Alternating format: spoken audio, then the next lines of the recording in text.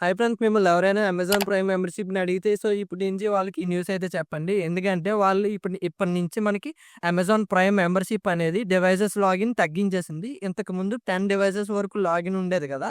అది ఇప్పుడు దాన్ని 5 డివైసెస్‌కి తగ్గించింది. అంటే 5 డివైసెస్‌లో కూడా మీరు 2 టీవీ లాగిన్స్ అయితే చేసుకోవచ్చు. అండ్ ఇంకొక 3 వరకు మీరు mobile are laptop or tab ఇలా డివైసెస్ అయితే లాగిన్ చేసుకోవచ్చు. లేకపోతే 5 కూడా మొబైల్ ఆర్ ట్యాబ్స్ మీకు నచ్చిన డివైసెస్ అయితే లాగిన్ చేసుకోవచ్చు.